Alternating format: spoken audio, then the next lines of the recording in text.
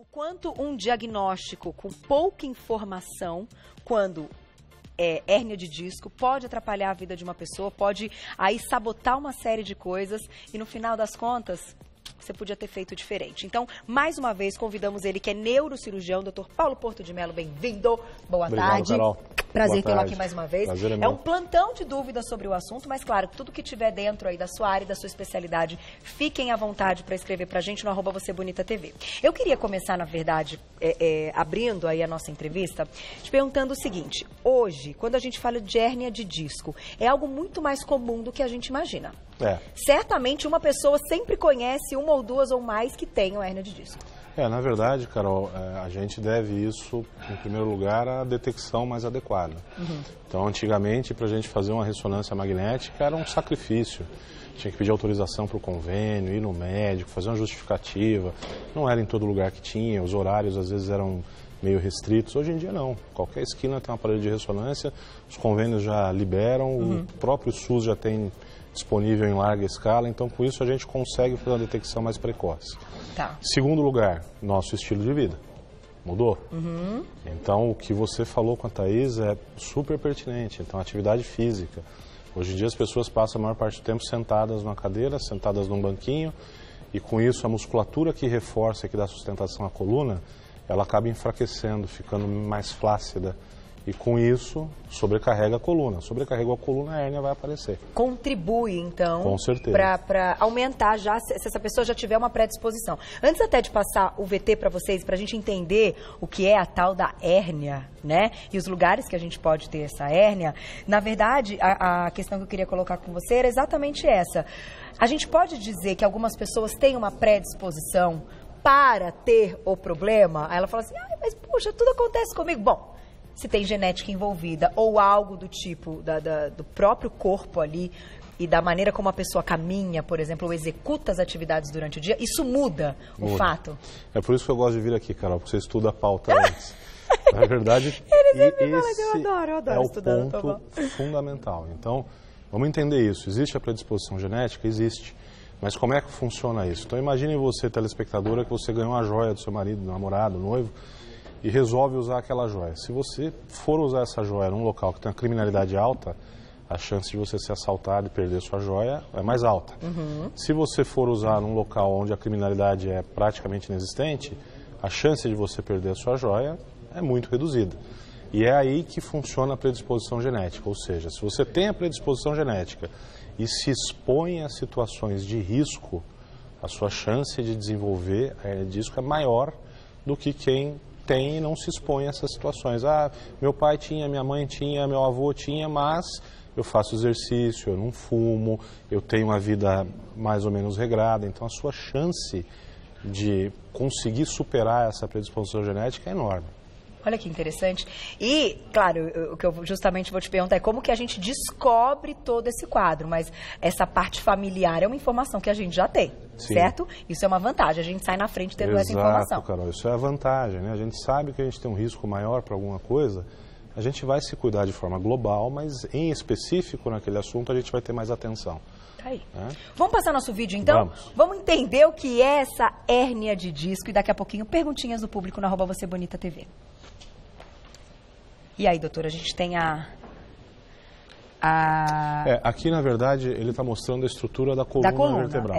Então, a coluna vertebral ela é composta por várias peças, que são as vértebras, e no centro existe um canal por onde passa a medula e por onde descem os nervos. Então, você pode ver que esses amarelinhos estão saindo entre uma vértebra e outra, e essa estrutura meio acinzentada é o tal do disco intervertebral. E esse nervo ele sai próximo ao disco numa região que se chama forame, ou neuroforame, como o vídeo está mostrando. Né?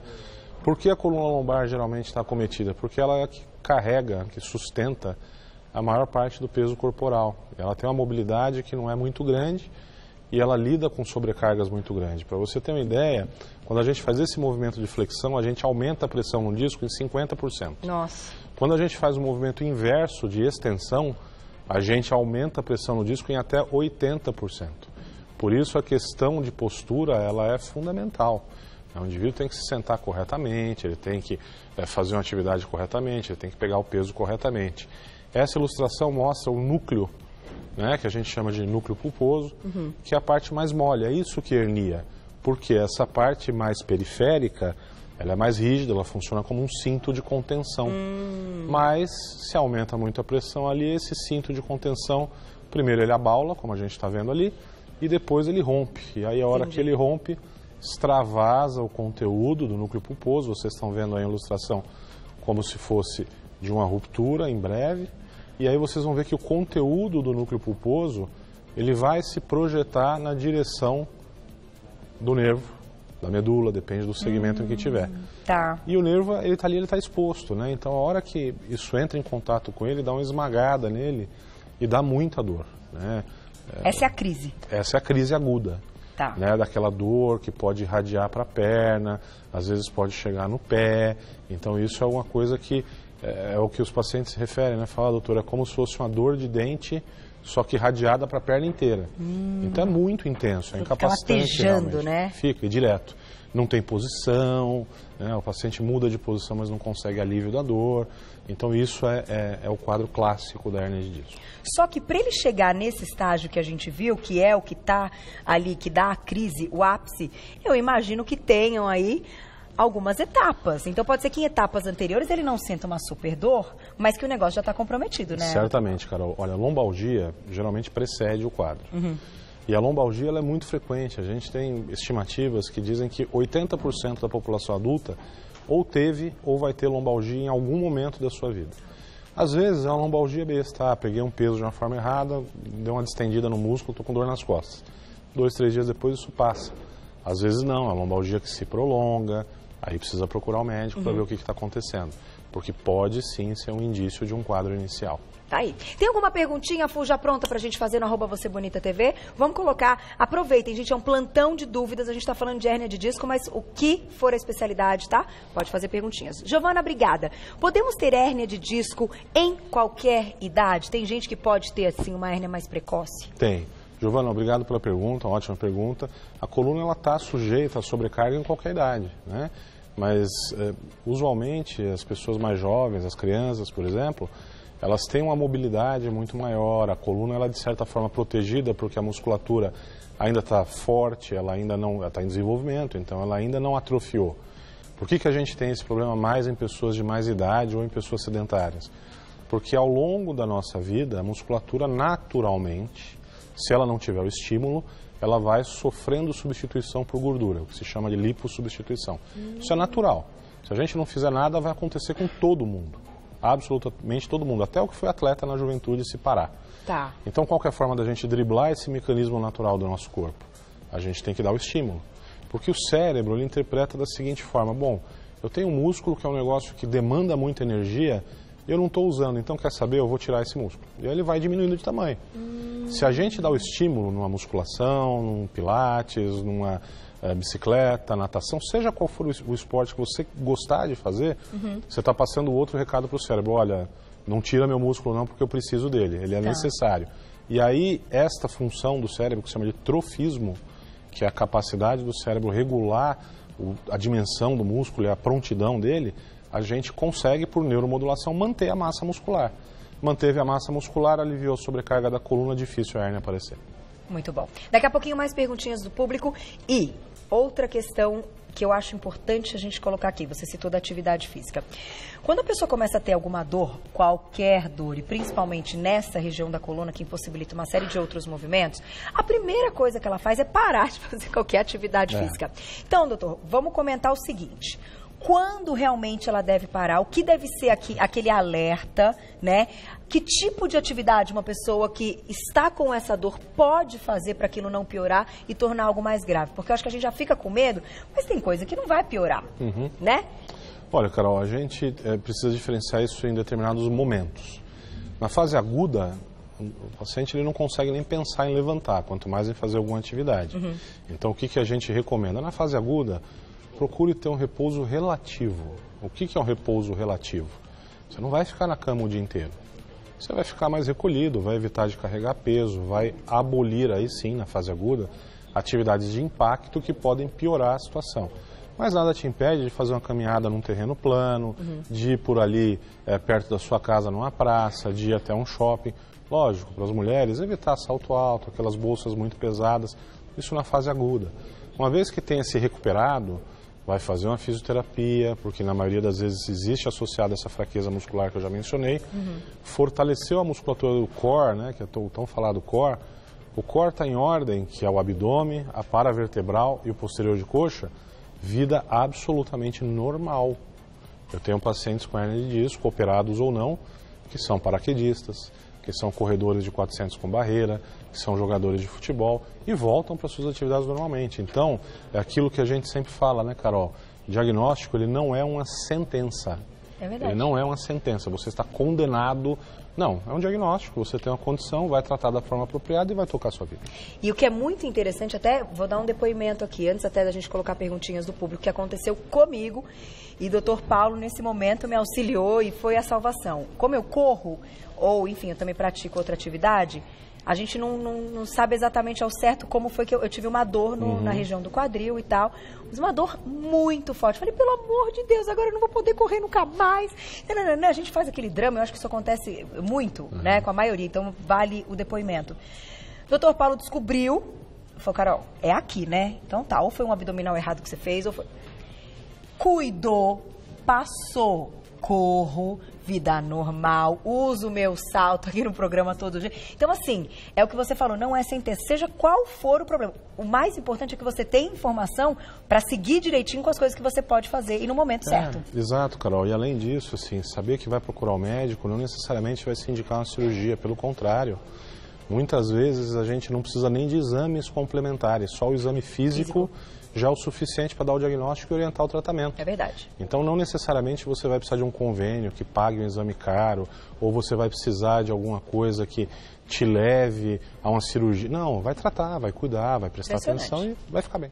Doutor Paulo, quando a gente classifica aí alguns probleminhas que você analisa e recebe lá no seu consultório, hérnia de disco classifica-se como, assim? É um dos mais comuns? O que hoje a gente colocou? A lombalgia, que é um primeiro passo? Lombalgia é sempre mais frequente, porque existem outras causas de lombalgia. Tá.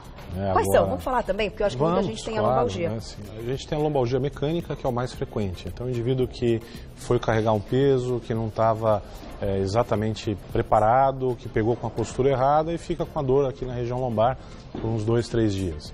Então isso é o mais frequente. Ou o trabalhador que trabalha numa posição ruim, ou trabalha com maquinário pesado, se submete a sobrecarga.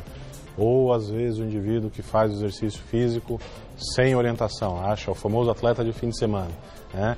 Então é sempre importante ter um educador físico que oriente exatamente o que você pode fazer, porque é uma progressão, né? Às vezes você está sedentário e você precisa construir uma musculatura que dê suporte para poder se aventurar num esporte um pouco mais intenso. Tá aí. A lombocetalgia, que é o sintoma da hérnia de disco, que é essa dor irradiada para a perna, aí sim também é muito frequente no consultório. Vou te dizer que não tem um dia de consultório que eu vá que eu não veja pelo menos 4, 5 pacientes com dor secundária à hérnia de disco. E isso é reflexo do nosso estilo de vida, né? Como a gente comentou antes. E até sobrepeso, né? Sobrepeso, tabagismo, uma vida mais sentada do que fazendo atividades, né? Hoje em dia tem elevador, tem escada rolante, tem controle remoto, então a gente tem uma vida menos ativa, essa é a realidade. E isso tem suas consequências. Qual é a consequência? Já que a gente não faz atividade naturalmente, devemos nos engajar na atividade física para fazer a prevenção. Tá aí. Vamos para as perguntinhas do público? Tem um monte, vamos colocar uma atrás da outra para de fato fazer o nosso plantão, tá? Do que você quiser na especialidade do Dr. Paulo, na tela, primeira pergunta. Um beijo, Marina, obrigada. Protrusão é o mesmo que hérnia de disco? Nunca ouvi falar esta palavra. Então vamos lá. Boa pergunta. Marina, não é. Protrusão, na verdade, vamos entender isso, né? O disco é como como aqueles chicletinhos, sabe, que a gente tem um recheio, né? Então, nem existe mais, né? Pode falar, eu acho. Pode falar? Acho que não existe mais, é o Babalu? Nem existe mais, né? Então, é um chiclete daquele, né? Ele tem um núcleo mais gelatinoso e ele é envolto por um cinturão mais rígido. A protrusão é o quê? Você imagina que eu peguei o meu Babalu e eu coloquei o dedo e apertei ele para baixo. O que vai acontecer? Ele era assim, né? Ele vai diminuir de altura e ele vai alargar. Isso é uma protrusão. A hérnia é como se eu pegasse o Babalu, furasse ele, e aí aquele conteúdo dele extravasa. Em medicina, o que extravasa, que sai do lugar, que está fora do lugar, a gente chama de hérnia. É isso. Então não é... São coisas diferentes. Sumiu a voz da apresentadora. Está voltando. Vamos lá. Mais perguntinha do público na tela. Se você tiver protrusão, também pode perguntar. Anaí, querida. Anaí, conheço. É uma grande telespectadora do Você Bonita. Então, ela já foi lá no detalhe. E ela tá com um problema há um tempão. Vamos ver se a gente consegue ajudar, doutor Paulo. Tenho protrusão na lombar. Faz 7 meses que faço fisioterapia e continuo sentindo dores todos os dias. Às vezes no ciático também. É normal demorar a reestabilização, então, da coluna? E ela ama fazer atividade física, que eu sei. Um beijo pra você, lindona. Bom, Anaí, obrigado pela pergunta. Não é frequente você demorar 7 meses para restabelecer sua condição normal. Uma crise de lombalgia ou de lombociatalgia, usualmente, ela se resolve em 6 semanas, ou seja, mais ou menos 45 dias, 1 mês e meio. Quando a gente prolonga um pouquinho, talvez bem até menos, 3 meses. Né? Então, de qualquer jeito, você já está muito além do tempo previsto para melhora. Então, o que eu sugiro é que você volte a procurar o médico que te recomendou a fisio, enfim, ou procure um outro profissional e façam a reavaliação para ver se não aconteceu alguma coisa a mais aí, se não tem alguma coisinha aí que realmente está envolvendo esse prolongamento na sua melhora. Tá? Lembrar que um exame, se você tiver feito uma ressonância, uma tomografia, alguma coisinha assim, a ressonância ela nada mais é do que uma foto sua naquele momento. Então foi feita uma foto e naquele momento você tinha aquela condição de coluna. Se não está melhorando, mesmo com as medidas adequadas, talvez a gente precise repetir o exame para ver se está evoluindo, se tem alguma coisa a mais. Porque o mesmo quadro de 45 dias não é depois de 7 meses. Certamente alguma não. coisa. Algo está acontecendo a mais. E ela me escreveu, inclusive, porque a gente se fala, né? Ai, Carol, o exercício não pode fazer, porque nessas condições não dá. Dá. A gente dá adapta. Um pouco, dá para adaptar. A gente adapta. Algumas atividades. Então eu não sei o que você gosta de fazer, né? Mas dá para adaptar. Mesmo atividade de academia, você faz com apoio, não faz tanto exercício resistido de força, mas substitui por uma isometria. Então dá para traçar estratégias aí para você não ficar parada, para você voltar às suas atividades. Beijo para você, Anaí. Adoro, queridíssima sempre. Mais uma perguntinha do público na tela e a gente vai falar de tratamento, né? Claro. Quem escreveu? Vamos lá. Um beijo, Rafa, obrigado. O excesso de peso em bolsas ou mochilas pode causar hérnia de disco? Precisa de muito peso ou não? Um pouquinho a gente já descompensa. Rafaela, pode, né? A estimativa que a gente calcula isso com base em artigos científicos é que você não deve carregar numa mochila mais do que 20% do seu peso corporal, ok? Que se você for pensar é bastante, né? A gente pensa numa mulher com 50 quilos, 56 quilos, dá 11 quilos na mochila, é bastante. Não é só isso que influencia. Não é só isso, mas mais do que o peso em si, é o ajuste da posição, o ajuste da postura. Então a mochila tem aquelas alças. Então você não pode deixar ela totalmente folgada e a mochila pendurada e chegando quase na região do quadril, tá?